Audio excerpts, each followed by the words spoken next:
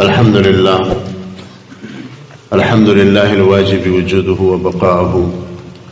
الممتنع تغيره وفناؤه، العظيم قدره واستيلاؤه، العميم نعماؤه وآلاؤه، الدالة على وحدانيته أرضه وسماؤه، المتعالية عن شوائب النقص والتعطيل صفاته وأسماؤه، فاستواؤه قهره واستيلاؤه، ونزوله بره وعتاؤه، ومجيئه حكمه وقضاؤه، ووجهه وجوده أوجوده وحباؤه، وعينه حفظه وعونه اشتباؤه، وذهكه وعفه أو إذنه وارتزاؤه، ويده إنعامه وإكرامه واستيفاؤه، ولا يجري في الدارين من أفعاله إلا ما يريده ويشاؤه، العظمة إزاره والكبرياء رداؤه. أحمده على جزيل نعمه وجميل كرمه، وأشهد أن لا إله إلا الله وحده لا شريك له، وأشهد أن محمدا عبده ورسوله أرسله بالهدى ودين الحق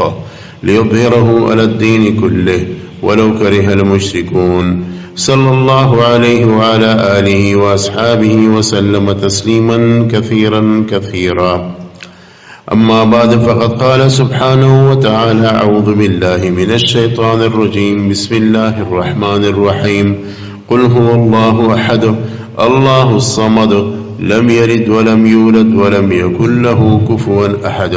وقال سبحانه وتعالى في مقام آخر: ليس كمثله شيء وهو السميع البصير.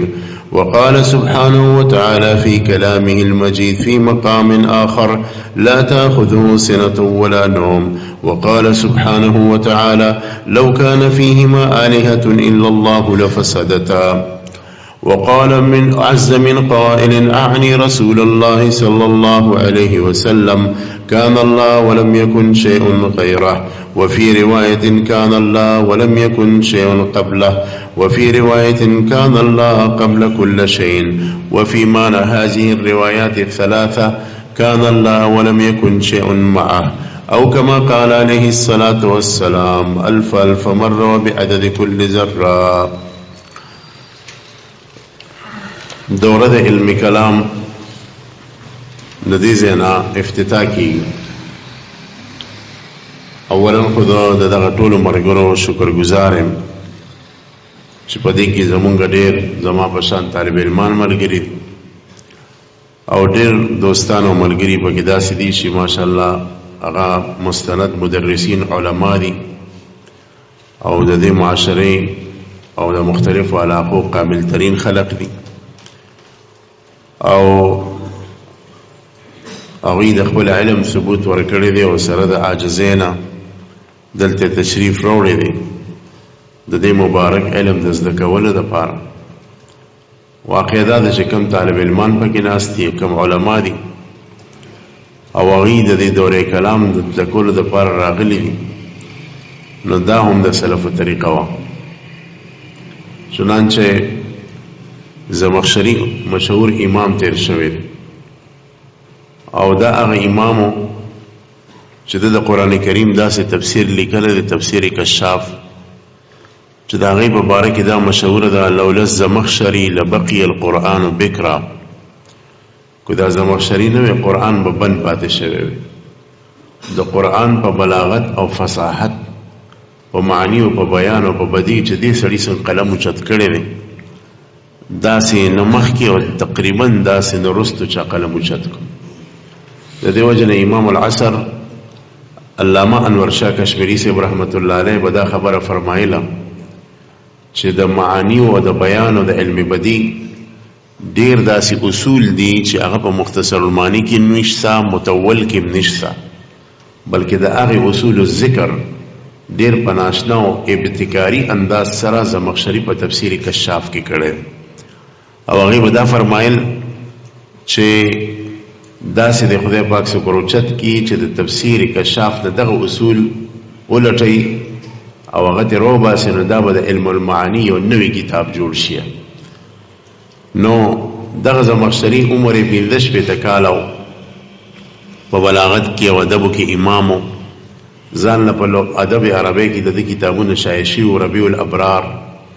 او په تمامو ازمینو امکنو کې مشهور و. 15 کاله عمر کې د خراسان نه په ګوډه خپه باندې روان شو بغداد ته. چا ورته وویل چې چېرته ځې؟ ده ورته په جواب کې وویل چې ما اورېدلی دي چې په بغداد کې د امام خطیب تبریزي لغوي شاګرد رشید امام جوالیقي د ادب عربی د املا لپاره ناستې لغت املا کوي، لغت ښي دوره مقرر کړې ده، لکه څنګه چې دوره مختلفو ځایونو کې نظم چې د هغه نه د ادب عربی دا دوره وکړم. چا ورته حضرت ستا عمر 15 کاله دی او په ادب عربی کې په لغت کې په بیان کې معنیو کې بدیو کې خو په خپله امام نه وایي چې هغه زمانه زیات صاحب فن دی او هغه نه زه دا علم زده کوم. او واقعي داسې وم، او د هغې وجه دا وه چې تاسو د خطیب تبریزي نوم اورېدلی دی، د حماسه شرح کړې ده. د حماسې په حاشیه اکثر د تبریزي حوالې راځي، د معلقاتو شرح کړې ده، دغه رنګې د نورو ډېرو ادبي لغوي کتابونو شروح مشهور دی. دا جوالیقي صاحب چې و د امام خطیب تبریزي نه تقریبا 18 کاله صرف ادب ویلی و. نن خو مونږ په 8 کالو کې ځان فارغ او حماسه نظر ځان خلاص، او اوس چې دی متنبیم ډېر لږ پړاولی شي، معلقات هم ټولې نشي لولولی، صرف 3 معلقې لوستی شي په مدرسو کې. هغه صرف د ادب عربي او لغت تقریبا 18 کاله ویلو. نو چونکې هغه په خپل فن کې ډېره کامله دستګاه لرله، مهارت یې لرلو، نو زمخشري په 15 کاله عمر کې ور روان شو. امام فخر الدین الرازی سیف الله المسلول علی المجسمه والفرق الباطله، چې دا د الله تعالی یو بربنډه توره وه په اهل بدعتو باندې، او تفسیر کبیر تاسو پیژنئ. نور هم د ده مایناس کتابونه دي په علم کلام کې، دغه رنګې په فلسفه کې، دغه رنګې په معقولاتو کې، دغه رنګې په بلاغت کې، دغه رنګې تفسیر کې. نو د علم الانساب نو زده کړی، د نسب تحقیق به څنګه کې. نو د ده په درس کې به یو شاګرد کې ناسته چې هغه د علم الانساب ډېر ماهر و. نو دا خپل شاګرد ته یو ورځ وایي چې بچیه ما ته د علم الانساب نه راځي، ما ته د علم الانساب را زده کړه، خو ما له په یو رساله ولیکه. هغه ول 2-3 شپو کې رساله ولیکله او راوړله چې استاد محترم دا ستاسو دپاره ما لیکلې ده، تاسو وایي چې د دې علم سره زما مناسبت نشته. امام رازي صاحب د خپل کرسۍ نه او د مستد نه راکوز شو، ده ته وایي زما په دې کرسۍ کښېنه. ورته حضرت دا بې ادبي زه نشم کولی، ته زما شیخ او استاد یې، زه به څنګه ستا په دې مستد باندې کښېنم؟ هغه وایي نه، دې وخت کې ته استاد ډېر په تکلف او په زورورتیا یې کښېنو، په خپله کرسۍ باندې او په خپله ښکته کښېناستو، چونکې ذهن خو د امام رازي ډېر مضبوط و. نو داسې 20-25 منټه کې د هغه ټول کتاب یې وکتو او بیا وایي چې الحمدلله دا علم ما ته زده شو بس. او اوس که ته د دې کرسۍ نه راکوزېږې نه سباک پکې نشته. خیر، نو دې نه معلومه شو چې امام رازي علم زده کولو کې څه شرم نو محسوس کړی. دې وخت کې هم د دې مثالونه شته. زمونږ مرشد شیخ جلیل امام المعقولات والمنقولات محدث کبیر حضرت مولانا مغفر الله صاحب دامت برکاتهم العالیه دارالعلوم حقانی و مایناس شخصیت دی، او دا د تصوف هم لوی امام دی. نو دوی تقریبا یو 2-3 کاله مخکې چې عمر یې تقریبا د 15 نه اوړېدلی دی، بیا هم شاه منصور ته تللی وه او د شاه منصور صاحبیان صاحب دامت برکاتهم دی دورې تفسیر لوستله. چې ورته حضرت دا څه کوې؟ ته خو د دې د پلار نه یې سبقونه ویلي دي، په خپله لوی محدث یې. او ورته نه زه طالب علم بیا جوړېږم او دا علم بیا زده کوم. نو که زمونږ په دې مجلس کې لوی علما ناست دي، ما ته اندازه ده ماشاءالله چې د علماو نه مکتظ دی او ډک دی دا مجلس. نو زه په خپل هم طالب علم یم او تاسو هم د دې علم د زده کولو دپاره راغلي، انشاءالله په مذاکره به دا ټول زده کوو. یاد ساتئ د هر یو علم شرافت د 3 وجو نه، په دغه 3 وجو کې چې یو وجه د علم د شرافت دپاره راشي، بس دا هغه علم اشرف کړي او علم اسمان سره خبرو ته وخیږي. لومبنۍ وجه دا ده چې دغه علم موضوع اوچته یي، د موضوع د شرافت په وجه باندې هغه علم اشرف شي. او دویمه وجه دا ده چې د هغه علم ضرورت ډیر وي د ضرورت شدیده په وجه باندې غ علم اشرف شي او درېمه وجه دا ده چې دا غ علم براهین او دلایل ډیر زیات مضبوط وي د علم د هغه براهین او د دلایل په وجه باندې د هغه علم اشرف شي او چت شي د علم موضوع چتوي یا د علم ضرورت ډیر وي لکه دا غي مثال لا سده شي یو ځای کې د نحو علما نشته نو نحو علم زده کول او په دې کې یو متبحر عالم پیدا کول دا فرض کفایي دي کو په یو قطر کې یو قطر 78 کیلومتر فاصله ته وي د دې په مزمس کې د علم نحو یو ماهرم نه نو دغه قطر ټول مسلمانان نارینه زنانه به ګناګاری کوي دغه رنګ د علم فقه په یو قطر کې ماهر پیدا کول ضروری دي چې هغه د خلک په حلال او په حرامو کې رجوع کې دغه د مسائل په معلومولو کې فتواګانو کې وته رجوع کوي کو په یو قطر کې د 78 کیلومتر په فاصله کې دنه کې ماهر ترين مفتی نه نو دغه قطر دنه جسونه سړی او خزي وسیږي بالغ دا ټول په دې کې ګناګار دي نو د دې وجنه د علم شرافت د ضرورت په وجمي د علم شرافت د موضوع د اشرفوالی په وجمي د علم شرافت د دلایل او د براهین د تحقیق په وجمي عجیب خبره ده چې د یو علم د شرافت لپاره د یو وجه کافی ده او علم کلام کې د درې وجې په یک وخت کې موجود دي چنانچه د دې موضوع اشرف ده او د دې ضرورت انتهایی زیات دی او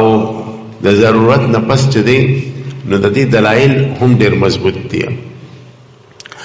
علم کلام موضوع صدا هغه د الله تعالی ذات او صفات دي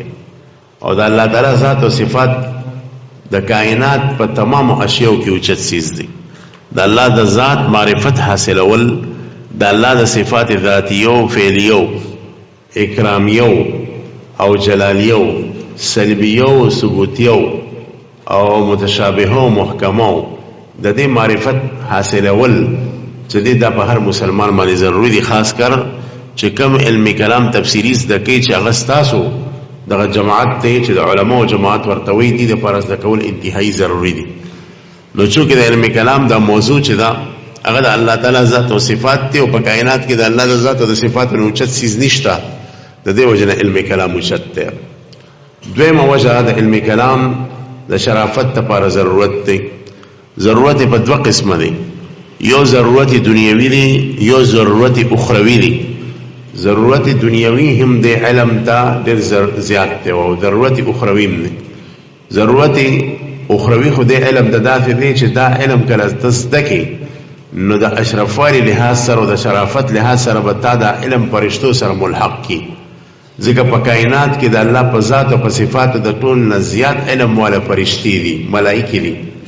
او چې کله د علم زده کو نو د فرشتو سره به تا ملحق کی د فرشتو سره به تا یوځای کیه دا خو ضرورت اخروی دی او د ټولو نه اهمه خبره دا ده چې په آخرت کې به د هغه عالم درجه ډېره اوچته چې په کلام کې سره د عمل نه په کلام کې متبحر وي ځکه دا د الله د ذات او د صفاتو یو غټ علم بده کې چې لیکيږي د دې وجه د عالم درجه اوچته عمده وجه دا چې په قران کریم کې کو تاسو وګورئ نو د ټولو نه وګد او خيسته او درون آیات کرسی ده او د دې درونوالي د ډیرو وجه نه دی خو یو وجه پکې دام دا چې د الله تعالی د ذات او د صفاتو د عظمت ذکر دی عمده وجه دا چې تاسو سورې اخلاص ته وګورئ چې 4 یا 15 آیتونه دي علی الاختلاف او تقریبا 47 پکې الفاظ دي او د دې شرافت او ثواب دون اوچت چې یو پیره وې لکه د ثلث قران ثواب دی وش نو چې درې پیره دی وې دا څه شو چې روح قران ثواب دی وشو او د دې په اړه کې روایت کثیره وارد دي علماء په دې باندې مستقل تصنیفات لیکلي دي په دې صورت په فضایل باندې نو د دې صورت د شرافت په ډېر وجه کې او هم وجه دا ده چې د الله تعالی د ذات او د صفاتو سره تعلق ساتي نو چې دای اخروی فائدہ ده چې د الله تعالی د ذات او د صفاتو علم د حاصل شي نو د آخرت کې وستا درجه اوچت شي دنیوي فائدہ دا ده چې یو خو د دې په وجه باندې علم کلام چې بندست کې د عقیده علم زده کې نو په دنیا کې به امن او دغه رنګ آشتی براشي او امن او بایشاري ماحول به قائم شي فوضا به ختم شي لا قانونیت به ختم شي مار او دار به ختم شي قتل و غارت به ختم شي ولی دا غي وجه دا د جګوره علم کلام د مضبوط ذکر د الله تعالی په ذات او په صفاتو د به یقین راشي د رسول الله پر رسالت به یقین راشي دا غي نه پس به په قران باندې یقین پوښ شي په قران کې تا ته وی چې بل چاته به نقصان رسي لوټمار باندې کې حلال بغټي د حرامونو بزان ساتي خې انسان جوړ شه د پیغمبر پر رسالت چې د دې دلایل او پرانا کې یقین پوښ شي دغه په احادیث و دې هم یقین راشي او د پیغمبر په احادیث کې دغه خبرې دي چې کوم ما ذکر کړې او دې سره سره د قیامت او د آخرت په ورځ به یقین پوښ شي ځکه علم کلام کې درې عنوانات اهم دي یو الہیات دي چې د ذات او د صفات مباحث دي دویم نبوات دي چې د رسالت مباحث دي او دریم سمعیات دي چې هغه کې د قبر او د حوض کوثر تله د میزان د پل صراط د حشر نشر د دې مباحث دي نو چې علم کلام زده کې نو ستاسو په حشر نشر او د قیامت په ورځ یقین پوښ شي نو ته به دا سوچ کې کو د مسلمان سره بد کوم د قیامت پر ورځ به زمانه تپوس کیږي کو د مال وهم د قیامت پر ورځ به زمانه تپوس کیږي کو د سره ظلم کوم د قیامت پر ورځ به زمانه تپوس کیږي کو د نه رشوت اخلم د قیامت پر ورځ به زمانه تپوس کیږي د قشن یو لوی فهرست دی زور پس تاسو نو د دې علم په وجه په دنیا کې چاشنی راشي آشتی براشي او د غرنګ امن براشي او اختلاف به باقی پاتې نشي د دنیوي فائدہ ده یو اهم دنیوي فائدہ دا ده چې کم عالم د علم کلام ماهر نو دی په نور علماو کې اوچتیه دی په نور علماو کې اوچتی د عام علماو په نسبت د عالم درجه ډیره اوچتی او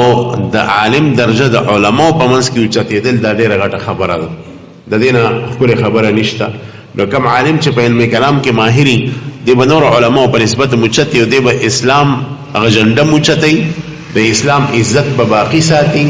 او د اسلام احترام به باقی ساتي لہذا معقولات منقولات او کلام کې اوچتېدل دا عالم چې دی دا د اسلام هغه بقا لپاره یو غټ بنیادی ستن حیثیت لري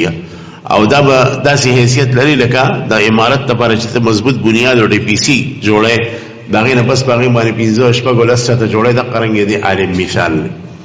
زما د ذهن کې یو واقعیا ګرځي چې هغه د یو ډېر لوی متکلم محقق او د یو ډېر لوی عالم معقولی واقعیا دا دویم چې تاسو خدمت کې عرض کوم چې د معقولات ماهر عالم چی او د غرنګ کلام ماهر عالم چی دغه سونه درجه اوچته شاهجان بادشاہ د مغول بادشاہ مشهور دی او د تقریبا 300 کال مخکې تیر شوی دی د په هندستان کې دارالخلافه اکبر آباد د دلی سره په خوا کې و او هغه زمانه کې د ایران او د دوی تعلقات ډېر مضبوط و او اکبر آباد کې ډېر زیات علما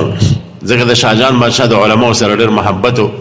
نو علماء ته د سرکار د طرف د غټي غټي وظیفې مرکولې دي بل خیال ساتلو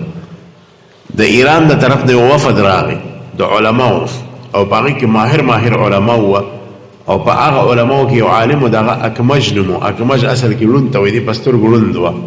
نو دغه اکمج عالم چې کله دربار ته ورسېدو نو د بادشاہ ته درخواست کو چې زستاسو علماء سره مباحثه کول غواړم گفتگو کول غواړم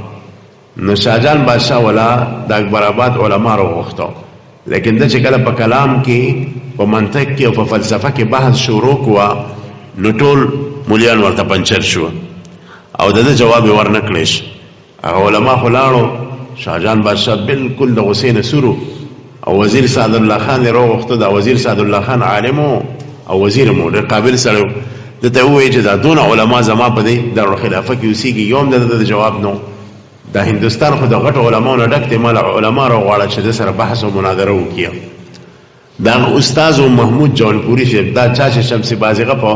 هيئت کې لیکل د علم هيئت کې دا محمود جوالپوري سره ډېر ماهر ترين سره و د معقولاتو د منقولاتو د کلام او د فلسفي د دې ټول علوم د منطق او ماهر و او دغه وخت کې چې په جوالپور کې نو میر سعد الله خان ورته وایي چې زما یو استاد دی او هغه په علماء کې ماهر سړی دی بغیر غواړم فورن ورپسې خط ولیکه شاهي خاندان د طرف نه خط ولیکو او ډېر په پروتوکول باندې غته درخواست وکړه چې تاسو راشئ هغه وغوښتو اکبر آباد ته چې کله راغی بادشاہ ورته چې سبب مناظره مجلس لګي د مباحثه سبا چې کله مجلس ولګېدو نو اکمج راغی او د ټولو د مخ کې په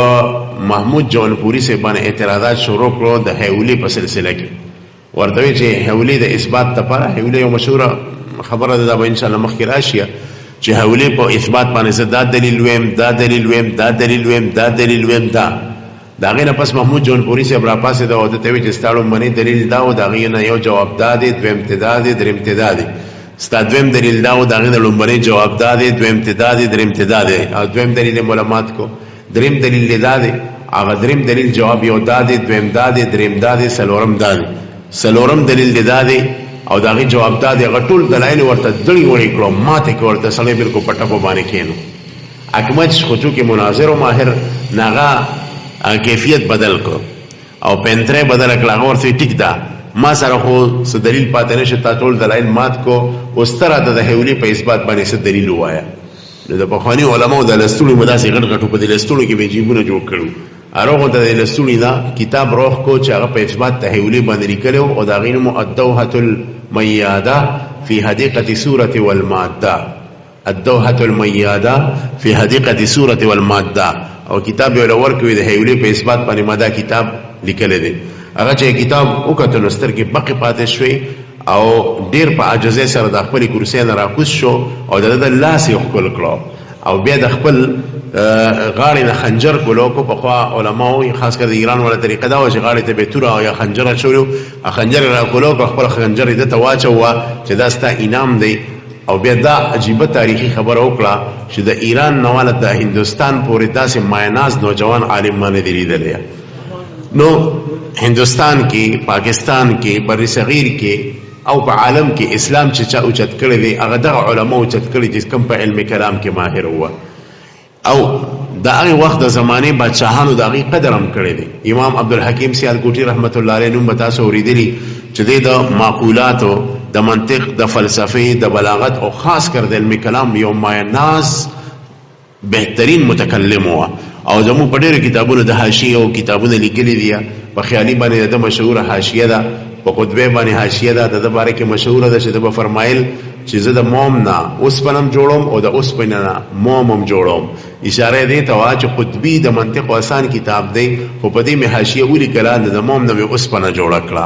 او د اوس پنه نه موم هم جوړوم ځکه خیالي مشکل ترين کتاب دی خیالي دونه مشکل کتاب دی چې په خوا زمانہ کې با د کم عالم پکور باندې کوم عالم به خیالي درس کول دغه پکور به جنډه ولاړه بل چاته با هغه جنډه اجازه نو دا مدا نه خوا چې دا خیالي مولا دی نو خیالي مشکل کتاب دی لیکن علامه عبدالحکیم سیالکوټي صاحب چې کله په دې حاشیه ولیکل دا غینه موم جوړ کړو نو د اوس باندې موم جوړ کړو هغه به دا فرمایل عبدالحکیم سیالکوټي صاحب قبر اوسم په سیالکوټ کې دی او دا خبره د علماو په منځ کې مشهوره ده چې د کم سړي ذهن کمزوري وي ذهني کار نه کوي او دغه قبر خواله لاړ شي دعا وکړي د الله نه چې الله زما حافظه قوي کړي وی د هغه صاحب قبر په برکت باندې الله پاک دغه ذهن قوي کړي او ذهن مضبوط کړي دا عبدالحکیم سیالکوټي صاحب چې ماهر عالم بادشاہي وخت د په قدر باندې پوي دوه پیری د سپینو زرو سره تللو د تلې په یو چابلی کې چې کم دی سپین زر به واچول د تلې په بلې چابلی کې به دی کېنو او بیا به سپین زر چې کم دی ورته وقف کړو او سپین زر هغه وخت کې خو ډېر ګران اوس په د سونې په نسبت باندې قیمت ورزیدلې بیا هم تقریبا یو توله په سوال 100 روپۍ دی توله خودونه غونډي نو چې دی چې کله اوتل نو 86 کیلو د عالمان خو کې درانه وي ماشاءالله نو یو طرف ته چې په چابلی کې دی کېنو بل طرف ته وسره د سپین زر واچول نو 86 کیلو تقریبا هغه سپین زر ختلی و نو دو پیری داسې دا بادشاہ کړي او دی ویلي چې زه تاته خراج تحسین پیش کوم خو په یو ناشنا طریقې سره د انعام پیش کوم چې سبا د تاریخ حصہ چې خلک چې د عالم عزت داسیه عبدالحکیم سیالکوټي صاحب د کتابونو د لیکلو پرازونه کې وهم راز داو چې شاهجان بادشاہ د تقریبا پستونو جریبونه او ډیر کلی ولې چې کم دی ورکړو هغه دته ورکړو دا ستا ملک دی چې د دینه تا غنم او دغه رنګي معاش راضي او دغه فکر تا سره نه چې ورګه کور کې وړي نشتا کور کې غنم نشتا دغه د مولیانو ته غټه مسله دی او د پټینه پن رول غواړي او دغه رنګي میخه چې کم دی پیغستل غواړي نو ته بنو کران ګرځیدو او دغه په اوجه باندې چې کم نسبت کې مرتبه بادشاہ وقف کړي وي ور کړي وي نو د صرف تصنیف او تالیف تفارغ نو کم کتابونه چې لیکلي دي بهترین کتابونه لیکلي دي نو ارز ما کو چې د علم کلام شرافت او څنګه چې اخروی دي نو دنیوي شرافت ادا دي چې یو هو انسان د قتل غارت نه منی شي په الله تعالی په ذات به یقین پوښ شي او دغه نه بس بیا داسي چې دغه عالم درجوم اوچتیا دریم وجه د علم کلام د مضبوطیا دا چې د علم کلام چې کوم دلایل دی ډېر مضبوط دي ګوره د علم کلام درې قسمه دلایل دي یو د علم کلام دلیل چې دی هغه نص د قرآن دی او د قرآن کریم آیتونه ټول قطعي دي دغه ځنی بالکل نشته نو چې ټول دلایل قرآن چې دی قطعیاتونه عبارت شو نو یو دلیل خو د علم کلام دی علم کلام چې په هغه کې د دویم دلیل نه استدلال کیږي هغه احادیث متواتره دي او ډیر علما تاسو کې ناس دي طالبان په دې خبره پوهیږي چې خبره واحد حدیث چې دی هغه مفید د ظنیه او خبر متواتر چې دی هغه مفید د قطع دی نو چې کله هغه مفید د قطع دی نو په علم کلام کې صرف خبر متواتر په کار راځي نو دا دویم دلیل شته د علم کلام دریم دلیل د علم کلام چې دی نو هغه اجماع دا او اجماع هم قطعی دا ځکه د اجماع په قطعیت باندې دلایل د کتاب او سنت نه قائم دي او اجماع معصومه ده نو دریم قسمه دلیل چې علم کلام کې دا غینه استدلال کیږي هغه څه شی دی اجماع دا دریم ولا دلایل علم کلام کې د باس کیږي د دریو دلایل نه د خطه نه راکوزيږي او کله کله خبر واحد تراکوز شي خو هغه د علم کلام مختلف کټګوري دي لکه د علم کلام یو هغه عقاید دي چې هغه په ضرورت دین کې راځي چې دا غي منکر کافر کیږي یو د علم کلام هغه عقاید دي چې هغه په ضرورت اهل سنت کې راځي چې دا غي منکر د اسلام د خلوزي خدای اهل سنت نوزي گمراه کیږي ضال او مزیل ګرځي او دریم د علم کلام هغه عقاید دي چې هغه کې یو طرف او بل طرف هر طرف ته قول اختیاري نه گنجائش ته لکه د اشاعره او د ماتریدیو اختلاف دی یا د معراج په موقع باندې پیغمبر علیه السلام الله لیدل او کني لیدل دوه طرف ته د اهل حق اقوال دي نو دې کې بیا ظنیات په کار راځي د درېمې کټګوري کې وکړه کله په دې دویمه کې ظنیات په کار راځي خبر واحد په کار راځي باقی علم کلام کې اصل وظیفه دریم دلیل چې هغه اجماع ده چې دا قطعی ده معلومه شو چې د علم کلام درې قسمه دلایل دي اول کتاب الله شدام قطعی دی دویم ورپسې خبر متواتر شدام قطعی دی دریم ورپسې اجماع ده شدام قطعی ده دا دریم ولا دلایل چې دي دا قطعیات علم کلام د دینه باس کې دا د علم کلام د شرافت دریم دلیل دی په دې بنا باندې علم کلام ته رئیس العلوم ویل شي د تمام علومو رئیس ورته ویل شي او چې کله د تمام علومو دا رئیس شو نو د دې او دلایل دونه مضبوط دي د شرافت تمام وجم پکې مضبوط طریقې سره موجود دي بیا تقاضا د دا چې دا علم په مضبوطی طریقې سره طالب علم وویا لیکن د افسوس خبره دا چې زمون په درس نظامي کې په اتو کالو کې یو کتاب د شرقایت ولولي کیږي پڑھاويږي او شرقایت باندې اکثر استادم نه پويږي چې ځای کې شاګرد په پويږي خفته کوي کنه بیدار وده صفاسي چې استاد په خپل پويږي نه شاګرد بس پويږي د دې وجه تاسو به ګوره مختلفو مدارسو کې چې اکثر داسې استاد له شرقایت ورکی چې هغه د علم کلام سره مناسبت هم نه ناغه بیا افتدانی سره ترده بده ویه چې د علم کلام او عقیده نه د بیان کړي بلکې د منطق او فلسفه بیان کړي دا او اکثر دا وی چې شرقایت کې خود عذاب قبر نه پس عقاید شروع شو د عذاب قبر نه مخکې پکې عقاید نشتا دا انتهایی سپکه خبره ده دا د علمي دلیل دی الحمدلله چې کم سړی په تحقیق او تدقیق سره شرقایت وای نو دته په پته ولګي چې د عذاب قبر نه مخکې تمام عقاید دی عظیم انسان محقق ثانی امام تفتزانی رحمه الله په کوم اعلی طریقې سره غیوري دی په خپل کتاب کې او چا چې د خپل محقق استادانو نه شرقایت غون تمایناس کتاب په مهنت ویل دی هغه ته د خبرې په خوبي اندازه ده ضرورت د خبرې دی چې زمون په درس نظامي کې د علم کلام هغه مواد سیوا شي ګوره اهل بدعت چې دي اهل بدعت لا مذهبیا هغه چې په خپل کلیه کې سلور کال کلیه پڑھاوي نه هغه په هر کال کې تقریبا د عقیده سلور کتابونه پڑھاوي یو کال کې سلور پڑھاو کی په دویم کال سلور پڑھاو کی په دریم په سلورم نو سلور کال چې ولک د کلیه نه فارغي کی په سلور کالو کې د عقیده سو کتابه ویل شپاړس کتابه ویلیا او زموږ درس نظامي کې اتو کالو کې چې کم نه نو دا یو کتاب مونږ خپل دارالعلوم درشک کې او دا وفاق ته ما دا مشوره ورکړې و چې دا وفاق په هر درجه کې چې د علم کلام یو کتاب پکار دی او سفارشات مو پیش کړو په عملي په مجلس کې د نصاب په مشوره کې پاغي باندې باس راغلي خو زما په خیال چې هغه بیا پاتې شو دغه د جسپی په کې د شانو مون خپل مدرسې کې پسانیه کې کوشش کوو چې العقیده تحویه پڑھاو عقیده تحویه دی په ساده کې داخله کړی د ماشومانو کتاب العقیده تحویه پسانیه کې پڑھاول پکار دی په ثالثه کې الاصول المنیفه لعقائد امام ابي حنیفه امام ابو حنیفه صاحب د پینځو کتابونو چې هغه تفسیر روان دی علامه کمال الدین بیاضی صاحب چې د 11مې صدې محقق او مغناز عالم دی هغه یو تلخیص تیار کړی دی او د امام صاحب د پینځه کتابونه پکې ټول راچولي دي مرتب کړی دي دا الاصول المنیفه په درې مدرجه کې پڑھاول پکار دی او په څلورم یا د امام صاحب په کتابونو کې یو کتاب لکه فقه اکبر متن شو د فقه ابسط متن شو د رساله وصیه متن شو یا د غرنګ رساله الی عثمان بتی صاحب چې کوم نه هغه متن شو یا العالم والمتعلم متن شو په متون کې یو متن په ثالثه کې پڑھاول پکار دي او موږ د دې تجربه کړې د خپل مدرسه کې په څلورمه درجه کې موږ د دروس البلاغه نه پس شرع عقیده تحویه د علامه غزنوی صاحب یا د علامه بابرتی صاحب پڑھاو په پنځمه درجه کې د شرع العقائد د مخ کې یو کتاب د رساله الاعتقاد د علامه علاء الدین بخاری صاحب لیکل دی چې د علامه تبتدانی سے مایناز شاګرد دی او دا سړی شو دا هغه سړی چې د خپل استاد نه زبردست دفاع کړی دا او دا رساله الاعتقاد چې زما په نسبت باندې دا مختصر شرح العقائد دی اصل کې د شرح عقائد یو کامیاب تلخیص دی نغه مو په 15مه درجه کې پڑھاو باقاعده او بیا ورپسې په 15مه درجه کې شرح عقائد شي نو چې شپږ کاله مسلسل یا د 2مه درجه نه 15 کاله مسلسل طالب علم عقائد زده کیا نو بیا دا غینه پس دته ضرورت نشته د مزید عقاید ویلو تقریبا د دسترس حاصل کی مستزاد د دینه مون الحمدلله په خپل مدرسه کې د دې کامیاب یو ترتیب جوړ کړی چې تکمیل درجه پڑھاو په تکمیل کې بیا مونږ د علم کلام 15 کتابونه جدا پڑھاو یو پکې د امام ابن جوزی ابو الفرج ابن الجوزی رحمه الله کتاب دی او دا غینم د دفع شبه التشبیه باکف التنزیه په دې کې د شپږو احادیث متعلق بحث تفصیل د تقوم او دا غره دویم پکې اساس التقدیس د امام رازی د صفات په مسله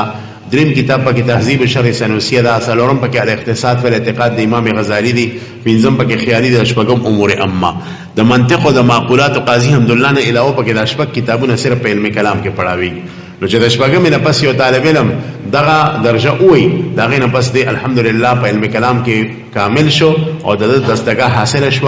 دغه نه پس دی د بخاری په احادیثو کې علم کلام جاری کولی شي د مسلم او د سیاست په کتابونو کې علم کلام جاری کولی شي په بیضاوی کې علم کلام جاری کولی شي احادیث کې بده بالکل اشکال ناراضي او چې کم الکانو موږ سره طویل وخت تیر کړی دی خبره او ته بخوبي تجربه ده د دې وجه ضرورت د دې خبره دی چې دا علم چې انتهایی او مظلوم علم دی ځکه اکثر مرګرو تویم چې زمون په یوسو علمونو باندې ظلم کیږي خپلو کې ناس دي زما په خل دي کې بزس مبالغه نه کومه یو پکې علم قرات او تجوید دی چې اکثر علما ته به خبري یو پکې خاص کر علم کلام دی چې اصل کې دی رئیس العلوم او د علم ته څوک توجه نه ورکوي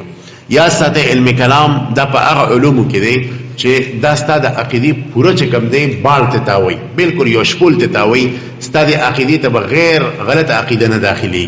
او داغه په وجه بتا باندې مخالفین حمله نشي کولای د دې وجنا کم فرق چې بدعتي فرقې دي د اهل بدعت فرقې دي لکه مجسمه شوي حشویه شوي مشبهه شوي او کرامیه شوي دا قسم خلک چې دي یا زموږ په زمانه کې کوم مجسمه دي نو دي دا کوشش کوي چې د علم کلام مخالفت وکړي او داغه بنیادی وجه دا چې د علم کلام مخالفت زکه کوي چې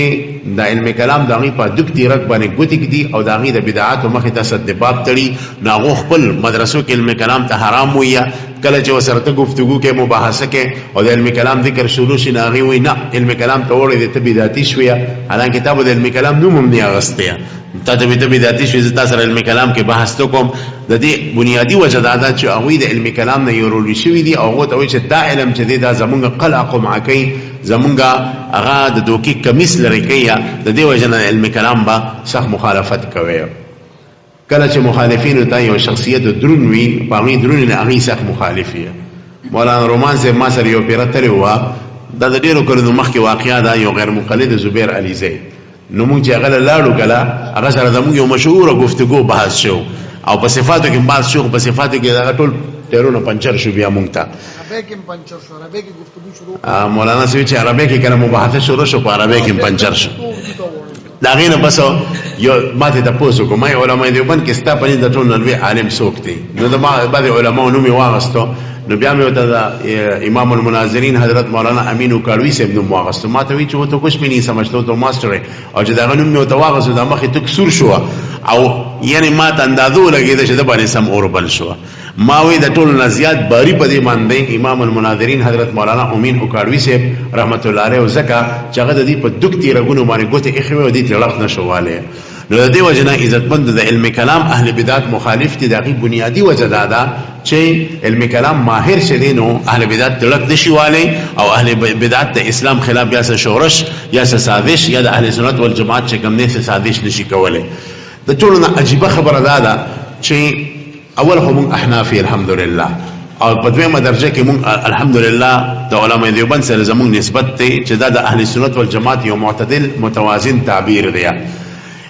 په سلورو مذهبونو کې کلامی خدمات او د عقیدی خدمات په سلورو امامانو کې د ټول نه زیات امام ابو حنیفه صاحب دی. په دې باندې مستقل یو مقاله را روانه ده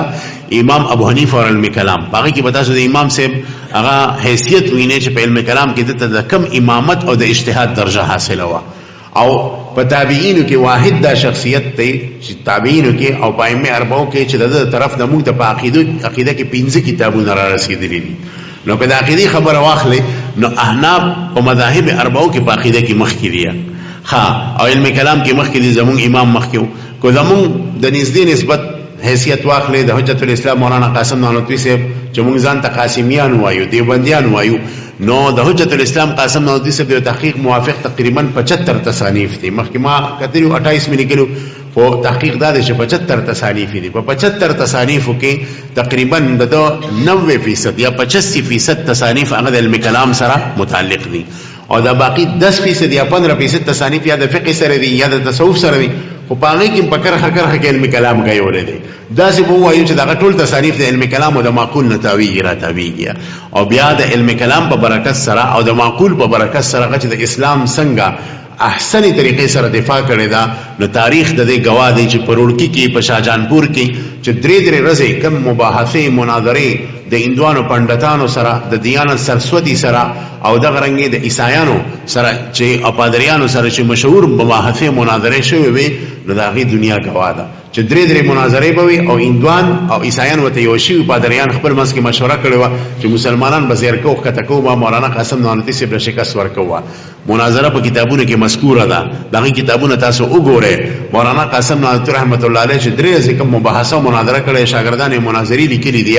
نو دا غینه تاسو اندازه ولګوي چې دا سړی په هغه کفارو باندې سونه باریو وکړه چې درې ورځې پس د مناظرې نه وروته نو اندوانو سادوانو د اندوان چې کم پندتانو غي چغي والی چې لال پگڑی والے مولوی نے میدان مار لیا لال پگڑی والے مولوی نے میدان مار لیا مولانا فضل الرحمان سے پشم پٹکی والے ہوا نو ویدیس یل پټکی والے چې کوم نه میدان او میدان چې کوم نه وګټه هوا درې ورځې پس درې د مسلسل مناظره په هغه کې مولانا قاسم نانوتوی صاحب چې کوم نه دغه خلافو باری هوا. مولانا قاسم نانوتوی صاحب عام خبره بم د علم کلام یو نه شوړو د دې وجنا مولانا قاسم نانوتوی صاحب چې دغه شاهجانپور د مناظره لپاره کوم کتاب لیکلی و او داغي د خپل غوته مبارکونه اوته چې داغي نوم د حجت الاسلام زمیم چې دا حجت الاسلام کتاب چې دی دا د شرع قواعد او د شرع مقاصد او د غرنګي د قواعد العقاید او د غرنګي د شرع مواقف د دې کتابونو نچوړ دی بالکل او هغه کتاب الحمدلله موږ درسن دی په خپل تکمیل کې پړاو کړو و د اول نه اخر پورې تمت پورې دا کتاب په تمت لګول و طالبانو ته شديده کوم فائدہ شوه تاسو ته دا غي تعبیر نشم کولای ځکه چې مخکې شرع قواعد نو شرع قواعد بالکل تدریج په یو کرخه کې جاری کړو و نو طالب علمانو د ډېر غټه فائدہ وشوه. ارز دا کوم چې زمونږ د دیوبند امین او مؤسس حجت الاسلام مولانا قاسم نانوتوی صاحب په علم کلام کې د امامت درجه لرله. یو بیروته یو طالب علم یو او شاګرد خط وروړيګو چې دارا ته وای چې د آیت مطلب څه دی انما یخشى الله من عباده العلماء نو باغی باندې وګ تقریر کړی په خپل مکتوب کې او بیا یو زیاته چې رسیدلې دي نو به دا ویلي دي چې ګوره مسائل خو عامیانو ته میاد شي او دا خبره خاص کرنن سبا زمانه کې بنده پسین کې ډیره خرازي د الحمدلله تبلیغ والا شته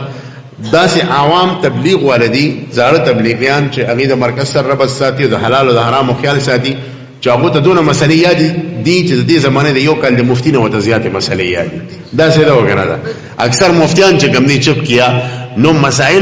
مسائل خو عوام ته یادېږي وسعت مطالعه خو د عوامم کې دي شیا ما به امتیاز د علماو او د عوامو په منځ کې څه دی حجت الاسلام مولانا قاسم نانوتوی سے ویلي دي چې ما به امتیاز د عوامو د علماو په منځ کې علم کلام دی د علم کلام په شان علم چې دی بل علم نشتا او علم کلام په وجبانه بد عالم اوچتیږي او په دې آیات کریمه کې انما یخشى الله من عباده العلماء د علماو د یری وجه د الله پاک نه هغه مهارت د علم کلام دی. سونه چې په علم کلام کې مهارت ویا نو دونه با د په علومو کې چې د زیات درجه حاصلې او د الله پاک خشیت په فضل کې سیوا کیږي. او واقعي چې کم مشران د علم کلام ماهران تیر شوي دي نو هغه په عبادت کې نمبر 1 او په تهجد کې نمبر 1 او په نفلونو کې نمبر 1 او د اسلام ابیاری کړی دا د اسلام لپاره جدوجہد کړی دی. په تصوف کې په خپل زبانه ائمه د ټولو نغټ مثال په علم کلام کې د حجت الاسلام قاسم صاحب دی، امام غزالی صاحب دی چې یو طرف ته د علم کلام ماهر او بل طرف ته تصوف لی امام او عارف بالله. دغه رنګ په سونو علما دي چې هغه یو طرف ته علم کلام ماهر او بل طرف ته د خپل زمانه لوی اولیاء. معلومه شوا چې د عالم او د عامي په منځ کې ما به الامتیاز چې د علم کلام دی. د دې وجنا مولانا قاسم نانوتي رحمت الله علیه علم کلام باره کې ویلي چې دا هغه علم دی چې د دې په وجه باندې عالم جوړیږي او د بد عام کس ته چې کوم دی د ما به الامتیاز راځي. دې سلسله کې دا خبره چې ما تاسو ته کومې زبانی وکړې څه تفصیلی څه لنډه نو دا تقریبا په مقاله کې لیکل شوی دی. نو ان شاء الله مقاله به هم شروع کو. دا کومه خبره چې زیاتی کوم د تاسو ځان سره په حاشیه باندې لیکه او بیا چې کله سبق ختميږي نو زما د خپل مرګرو ته درخواست دی طالب علمانو مرګرو ته او دا رنګ دنه معلمات یا کوم ملمنې چې راغلي دي د مخبر طالبات دي د دا موقت درخواست چې د سبق تکرار کوي لکه څنګه چې د کال په منځ کې تاسو د خپل کتابونو تکرار کوي او د شپې نه روزانه تاسو سبق هم ګورئ او سار به کوم نه اقشنه سبق چې مخ کې وایو نه علاوه وجه البصیرت بین تاسو ته باقي کې فائدې کیږي. زمونږ د طرف ته بدلته یو خقاری چې دی چې اردو خو ویلی شي او عربي هغه د قرات شروع کی نو د طریقې سره به افتتاح د مجلس شي. څوک به وي اردو د چا خاله چې کم مرګري اردو خي او مطالعه کړي هغه د مخکې راشي او راشي. عبارت کې څلور صفات پکار دي، یو درې پکې واجبي دي او څلورم پکې چې دی هغه استحبابي دي. لومبنه چې عبارت صحیح وي، عبارت صحیح وي، دویم چې صفاوي او دریم چې لکتیز وي اندازې سره تیز او څلورم چې په لهجه د عربو کې او چې په اردو کې چې په لهجه د اردو والا خلکو کې. اردو دې داسې نه وایي چې څنګه پښتانه وایي، عربي دې داسې نه وایي چې څنګه پښتانه وایي. صحیح ده؟ شروع دوه مایکونه ته ولګوي د نه لپاره هم کنه دا مایک د دوه لپاره دی، دا مایک د دوه لپاره دی، د نه لپاره څه شو مولانا صاحب محتوی څه شو هغه ته په پته یې دوانو لپاره ز شروع کدا دو کسی علم کا شرف کبھی اس علم کی موضوع کی وجہ سے ہوتا ہے. جی بسم اللہ الرحمن الرحیم. کسی علم کا شرف کبھی اس علم کی موضوع کی وجہ سے ہوتا ہے. دل اسپیکر زان تنیز دیکھ لگ شاباش. کبھی اس کی ضرورت کی وجہ ہوتا ہے، کبھی شرف فضل کا مدار دلائل و براہین کے بہت پر ہوتا ہے. علم کلام میں شرف فضل کی یہ تمام وجوہات اعلی وجہ ختم موجود ہے کیونکہ علم کلام کا موضوع اللہ کی ذات و صفات کی معرفت ہے اور اس موضوع کا تمام موضوعات سے اشرف و اہم ہونا ظاہر ہے کیونکہ بندہ ہونے کے ناطے ہر انسان کا ولی فرض ذات خداوندی کی معرفت ہے. ضرورت و حاجت کے اعتبار سے بھی علم کلام دوسرے علوم پر فوقیت رکھتا ہے. تفصیل یہ چیز ہے کہ کسی علم کی ضرورت و حاجت یا دین کے اعتبار سے ہوتی ہے یا دنیا کے اعتبار سے. علم کلام کو اگر دین کے اعتبار سے لیا جائے تو اس کی معرفت نہایت اہم ہے کیونکہ اللہ تعالیٰ کی ذات و صفات کی معرفت انسان کو فرشتوں کے ساتھ ملحق کر دیتی ہے اور ثواب عظیم کا مستحق بناتی ہے، جبکہ اس سے جہالت انسان کو شیاطین کے زمرے میں داخل کر کے عذاب علیم کا مستحق بناتی ہے. اور جہاں تک دنیا کے اعتبار سے علم کلام کی اہمیت کا تعلق ہے تو تجربہ اس کا شاہد ہے کہ اللہ تعالیٰ تو تجربہ صحیح ہے. جرب یجرب تجربه نباوی تفعیلنا د تفعیل په وزن نازی مصدر تجربه غلط ده. تجربه د الفاظو تصحیح هم بګه کوخه ځکه د عالم پته د الفاظو نه لګي چې د الفاظ صحیح قلوي سوان شوی نه پېښه د علوم مضبوط دي او چې کوم مناظره ته مناظره وي او مطالعه ته مطالعه وي نه پېښه د مدرسې شاته بسته وړي دا. چلو خفات خفا وي. چلو علم کلام کی اہمیت کا تعلق اس تجربہ اس کا شاہد ہے کہ اللہ تعالیٰ پر ایمان اور شمس کا عقیدہ دنیاوی نظام کی درستگی میں ایک عجیب تاثیر رکھتا ہے. اس کی وجہ سے روڈ کو سوٹ رفت وغیرہ کے دروازے بند ہو جاتے ہیں، دوسروں کے حقوق کی عبادت اور جان مال کی رعایت جیسے مراد اس پر مرتب ہوتے ہیں. اس طرح بہت دلیل کے اعتبار سے بھی اگر دیکھا جائے تو علم کلام تمام علوم میں سر فہرست نظر آئے گا کیونکہ اس علم کا اصول یہ ہے کہ اس کے دلائل مرکبات یقینی ایسے ترتیب یقینی کے ساتھ مرتب ہو. یعنی دوه خبرې دي، یو خو د علم دلایل مرکبات یقینی دي او حضرت تاسو تمامو او بیا د هغه ترتیب هم په ترتیب یقیني سره دی یعنی ترتیب ضمنی نه دی، ترتیب یقیني دی. دا دواړه فائدې دي په دې علم کې. چلو اور یہ قوت و شدت کی انتہا ہے. خلاصہ یہ کہ علم شرح مسلم کی تمام جہاد کا جامع ہے. اس وجہ سے علماء نے اس علم کو رئیس العلوم کہا ہے. اور جب رئیس العلوم ہے تو پھر یہ زیادہ محتاج ہے اس بات کا کہ اس کو شوق سے سیکھا جائے. لیکن یہ ہماری بدقسمتی ہے کہ نفس الامر میں دوسرے علوم کی بنسبت اس کی طرف توجہ اور دھیان بہت کم ہے. درس نظامی کے پورے 8 سالوں میں علم کلام کی کتاب شرح قائد پڑھائی جاتی ہے اور وہ بھی عموماً ایسے استاذ کے پاس ہوتی ہے جس کا نہ تو علم کلام کے ساتھ واسطہ ہوتا ہے اور نہ اس کے مباحث کا محقق ہوتا ہے. نتیجہ یہ کہ پھر وہ علامہ تبتزانی رحمہ اللہ جیسی عبقری شخصیت کو سب شتم کا نشانہ بناتا ہے کہ اس نے علم کلام میں فلسفہ کو داخل کیا ہے. فلسفے کا عقیدے کے ساتھ کیا تعلق، لہذا اس کو نہیں پڑھنا چاہیے بلکہ اصل عقائد اور خبر سے شروع ہوتے وغیرہ وغیرہ. نتیجہ یہ کہ جب استاد کا یہ حال ہوگا تو شاگرد بھی یقین ویسے ہی ہوں گے. چنانچہ مشاہدہ ہے کہ ہمارے طلبہ کو بلکہ فارغ التحصیل علماء کو بھی اللہ تعالیٰ کی ذات و صفات کے مباحث کے ابجد سے بھی آگاہی نہیں ہوتی. او دا کې زما ډېره ښه تجربه ده. ډېرو ادارو کې چې کله ما د فضلاو نه امتحان اخیستی دی د درس نظامي نه فارغ، نو کله چې ما د علم کلام متعلق څه بحث چېړلی دی نو هغو ته دا هم پته نه چې د الله پاک صفات ذاتیه څه دي او د الله پاک صفات ذاتیه څه دي. بلکې دونه عجیب خبره د علم دونه مظلوم دی چې مشهور زمانه مفتیان هغې چې په علم کلام کتابونه لیکي نو ته به حیران بشي، په سرو سترګو به ژاړي. او د تذکیر دپاره تاسو ته وایم چې د هندوستان یو ډېر لوی عالم خالد سیف الله رحماني صاحب چې په فقه کې یو ډېر لوی نوم لري او ډېر لوی درجه ده، هغې کتاب اوس لیکلی دی آسان علم کلام. په هغې کې عجیبه خبره دا ده چې د الله پاک په صفات ذاتیه او سبعو کې قوت هم یو ده، علو دا هم د الله پاک په صفاتو کې شمار کړی دی، حالانکې علو په صفات ذاتیه او سبعو کې چې کوم دی نشته. نو دغه رنګې نورې داسې خبرې د هغې وجه دا ده چې علم کلام مظلوم پاتې شوی. خو چېرې د علم کلام ته که محققو نسبت او حیثیت ورکړی شي لکه څنګه به چې پخوا علماو ورکړی وه نو هغه برګو بهار او هغه سرسبز د شادابي به بیا راشي څنګه چې په ماضي کې وه. چلو ګوره حقیقت دا دی چې په دې زمانه کې د علم کلام نور هم ضرورت دی. ګوره پخوا زمانه کې یو خبره به چې دلته وشوه نو مردان کې به پته نه لګېدله، مردان کې به چې وشوه کراچۍ کې به پته نه لګېد، کال پس 2 کاله پس به چې هغه فتنه ختمه شوې کراچۍ ته به ورسېد. امریکا کې به یو فتنه پیدا شوه چې دلته به رارسېده نو 15 کاله به پې تېر شي. اوس چې امریکې کې ډنډې ته کاڼې ور واچوي دلته به یې غټنګار ووړي شي. نو کم ګندګي چې د مغرب ده او خاص کر دې وخت کې د مغرب ګندګي چې هغه د ایتیسټ ګندګي ده، د الله د وجود انکار، د الله د وجود انکار، هغه تمامه ګندګي زمونږ ملکونو ته راغله. ما پروس کال په لاهور کې دا دوره پړاوله په مارچ کې همدا میاشت وه تقریبا د 14 مارچ نه 21 مارچ پورې. په هغې کې د پنجاب یونیورسټۍ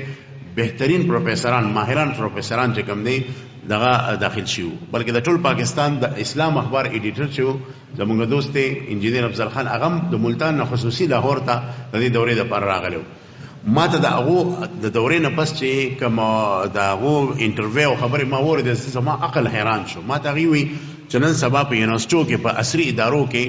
د ټولو نه زیات د افسوس خبره دا ده چې ایتیسټ خلک اوسېږي، پروفیسران هغوی د الله د وجود منکر دي خو اظهار نشي کولی، د رسالت منکر دی، د آخرت د عقیدې منکر دی.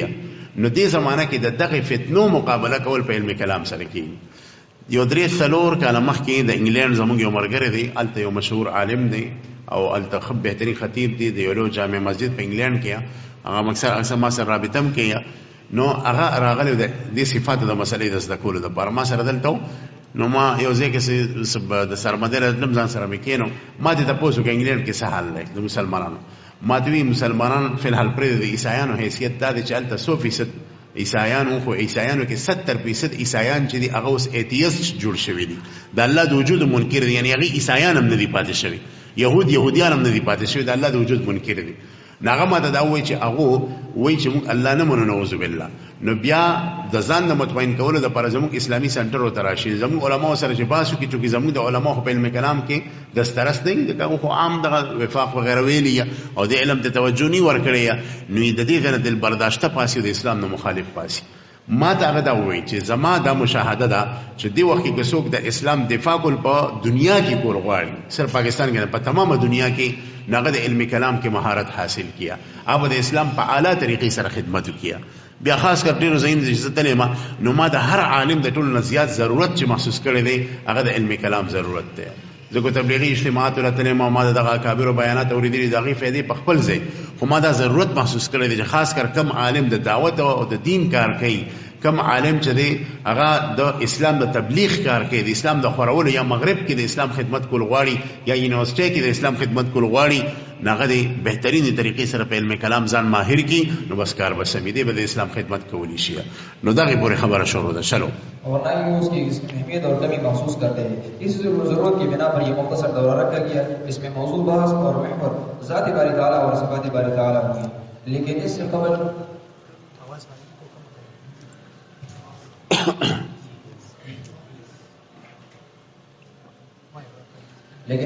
مقدمین کے اقوال کی روشنی میں علم کلام کی اہمیت بیان کی جائے گی اور ساتھ ساتھ اہل سنت والجماعت کا تعارف کہ اس سے کون مراد ہے اور اس بارے میں آج کل جس دلیل و تلبیس سے کام لیا جا رہا ہے اس کی بھی وضاحت کی جائے گی. غرض یہ کہ اس دورہ میں جن مسائل کو چھیڑا جا رہا ہے وہ آج کل کے معرفت مسائل میں سے ہے اور اس کی واضح دلیل یہ ہے کہ اگر آپ یورپ اور جیسے ممالک میں جائیں اور آپ کا واسطہ مستشرقین یا وہ نصارہ کے ساتھ بڑھ جائے تو آپ جان لیں گے کہ وہ ان علوم کو باقاعدہ سیکھتے ہیں اور ان کے حال مستشرقین اورینٹلسٹ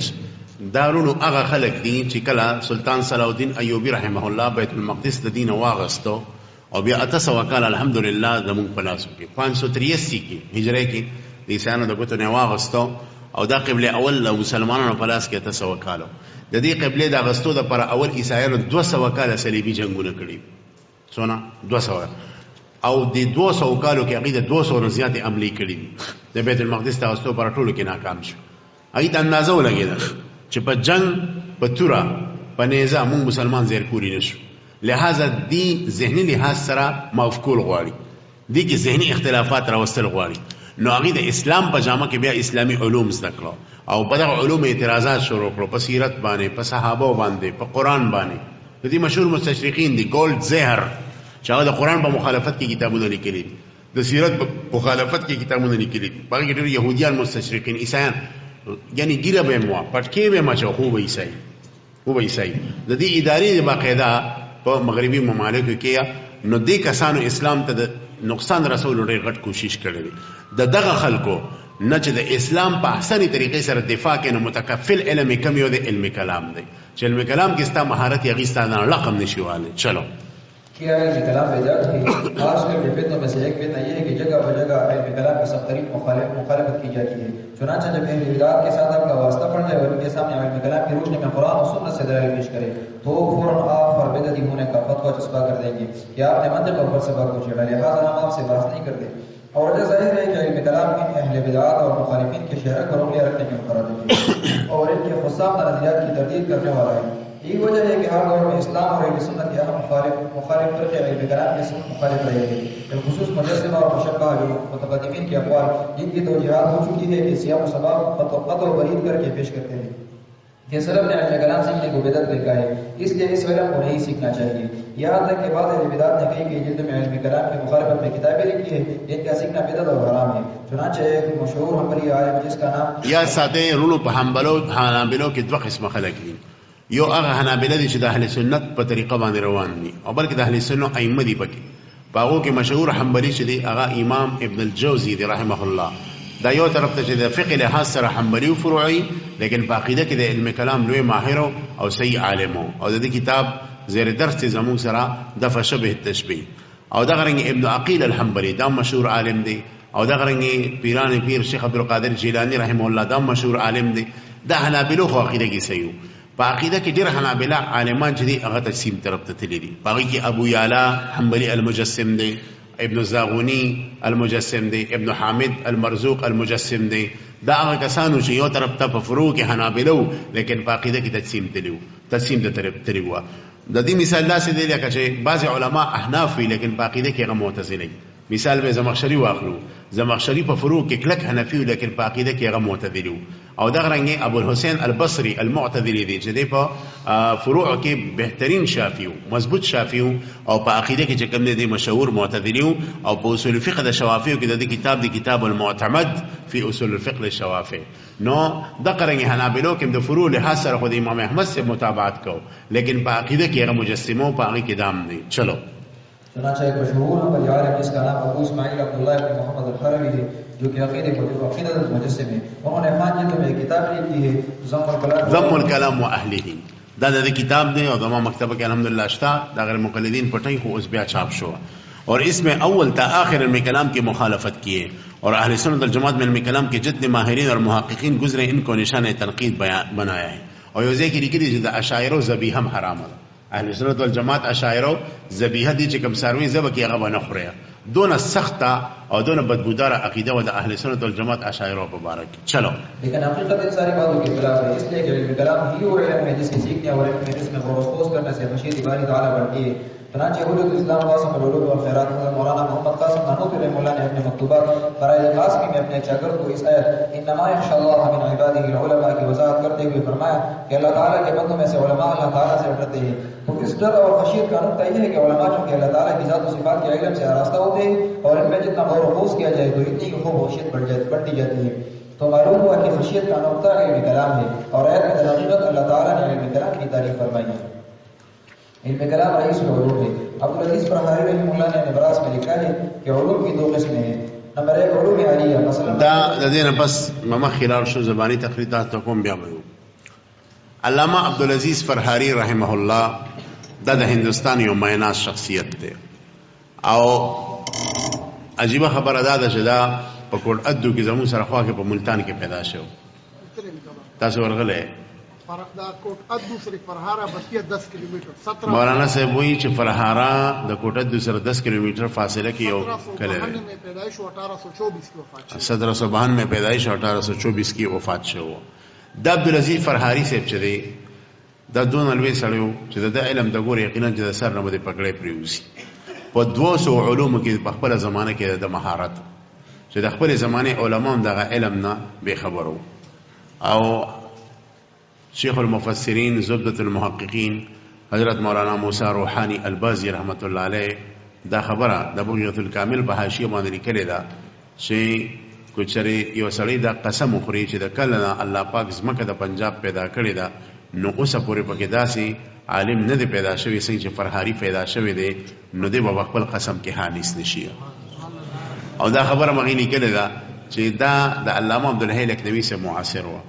علامه عبدالحی لکنوی سے په هندستان کې نو دغه چې کتاب ولیکو نو الله پاک د هغه یو نواب دله چې کوم دی تابع کړو دغه نواب ولزر کتاب د غربت په زمانہ کې چاپ کو نو د مولانا عبدالحی لکنوی سے 39 سال عمر کې وفات شو هم د جادو په ذریعہ باندې چا په جادو سخت کړو او تقریبا په دغه وخت کې 120 تصانیف لیکلي دي د لږ عمر کې 120 تصانیف بعضی کتابونه 100 جلد کې دي بعضی کتابونه یو جلد کې او هر کتاب نایاب دی بهترین نو دغه یو بادشاہ الله پاک یو نواب چې دی هغه دغه کړو ورته تابع کړو نو بس هغه کتابونه چاپ کول هم د معاصر په پنجاب کې کوټ ادو کې دا اجازه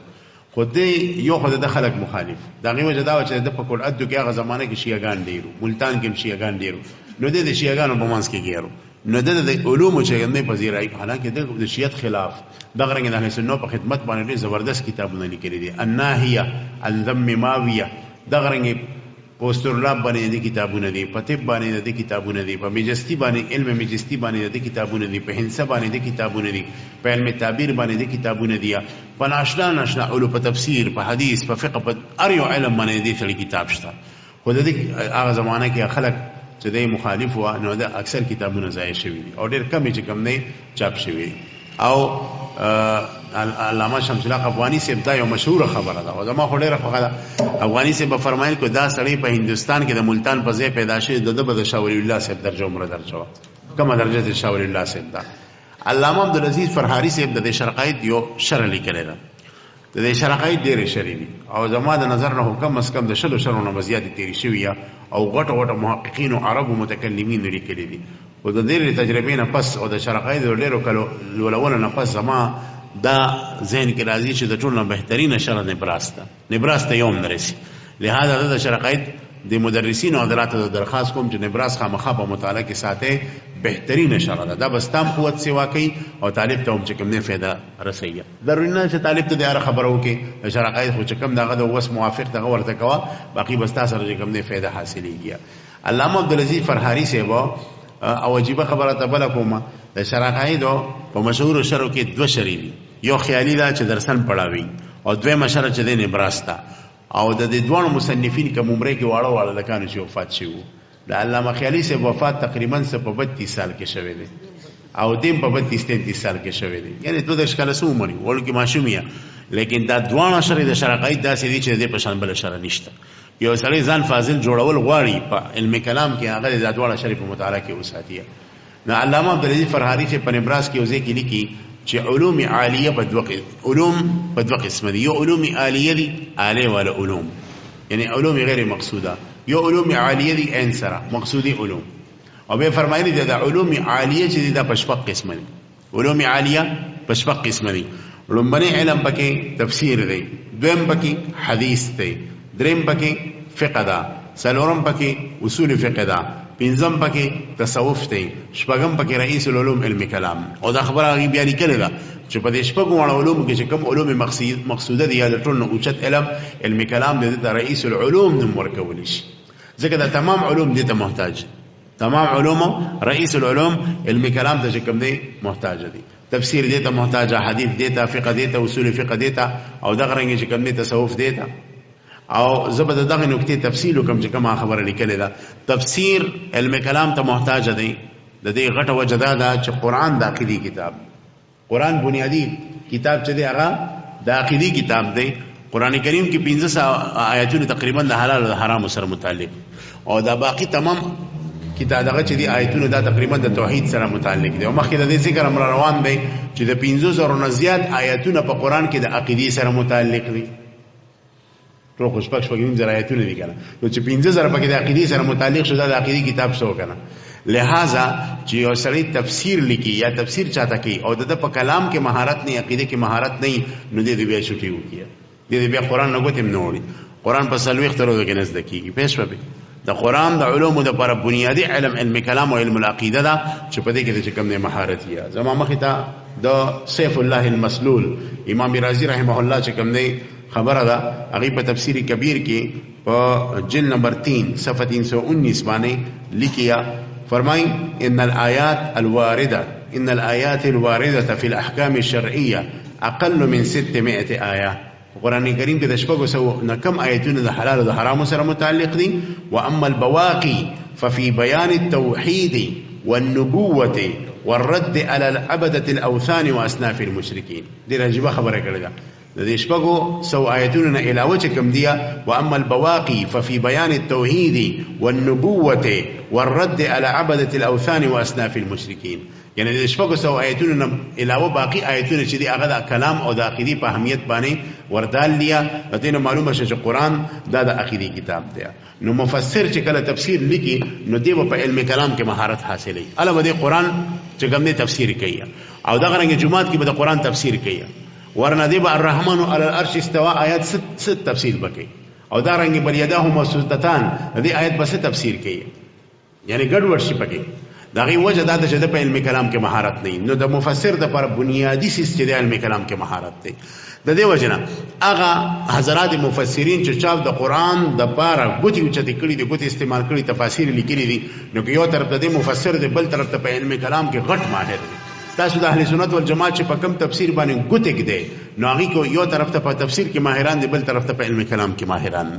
تاسو راواخلئ امام ابن جریر طبري صاحب دا د په تفاسیر کې د متقدمین د دور نه تفسیر دی، په 310 کې د وفات شوی دی، 32 جلد کې د تفسیر دی. یو طرف ته کو دی په عقیده په تفسیر کې ماهر دی، په فقه کې ماهر دی، نو بل طرف ته په علم کلام کې د اجتهاد درجه وته حاصله ده. دا غي نه پس تاسو راځي د امام رازی تفسیر کبیر. زه خو ما تفسیر کبیر خود عقیدی کتاب دې طرف یو طرف ته خود تفسیر کتاب ته ویل دي د قران کریم د ایتونو تفسیر، بلکې یو سړی وی چې د عقیدی د ټول نغټ کتاب کم کتاب دی. نو زه به وایم چې هغه 13 جلدات تفسیر کبیر دی، دا د عقیدې د ټول نغټ کتاب. دا غینه پس راشه تفسیر مدارک دی امام ابو البرکات النسفی سے چې یو طرف ته دی مفسر دی لیکن بل طرف ته دی د عقیدې ماهر دی. د نن سبا کتاب زمونږ ضرور دلته بلالم کتاب چاپ کړی دی الاعتماد فی الاعتقاد، دا په عقیدې کې بهترین کتاب دی، دا صاحب د کنز صاحب د تفسیر نسفی والے دی کله دی. نو که یو طرف ته مفسر دی بل طرف ته په علم کلام کې ماهر دی. امام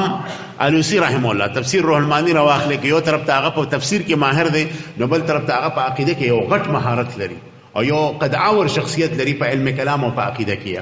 نو او دا غرنګ زموږ د علماء دیوبند تفاسیر راواخلې کې یو طرف ته دی په فروع کې ماهر دی، په تفسیر کې بل طرف ته عقیده کې امامان. دا ټول نغټ مثال شیخ الاسلام علامه شبیر احمد عثماني صاحب رحمت الله علیه تفسیر دی چې فواید قرآن په نوم سره چاپ شوی دی. دا تفسیر د سونو تفاسیر نه جوړ دی او دا سړي په علم کلام کې چې کوم مهارت دی مثال نشته. تاسو وګورئ لیس کمثله شیء وهو السمیع البصیر دلان دی. تاسو وګورئ لو كان فيهما آلهة الا الله لفسدتا دې دلان دی چې د برهان تمانو متعلق کم بحث علامه شبیر احمد عثماني صاحب کړی دغه مثال نشته. نو دا خلک چې یو طرف د تفسیر کې ماهرانو په علم کلام کې مهارت ودی لہذا کې سړي په علم کلام کې مهارت دی او د تفسیر لګوتې وړي نو د طلبه شاټ ورکړي دی به ناکامه کیږي او دی به بیا شرمول کې ګډي وړي بوي. لہذا د مفسر د لپاره په علم کلام کې مهارت انتهایی ضروری دی. دویمه درجه ورپسې بیا د حدیث راځي چې کم محدث علم کلام نی ویلې دی په حدیثو کې ناکام په تشریح کې ناکام. لہذا کوم محدثین چې علم کلام نه دی ویلې دي حشویت او د تقسیم عقیده ته تللی دي ځکه په احادیثو کې ډیر زیات داسې احادیث دي چې د هغې معنا کو په ظاهري حیثیت سره واخلي نو بنده د تقسیم معنی ته بوځي. لکه خلق الله آدم علی صورته، الله تعالی آدم د ځان په شان پیدا کړی دی. نو آدم علیه السلام خو پوزه وا خوله وا شکل ولې الله پاک داسې وسو الله خو د جسم نه پاک دی.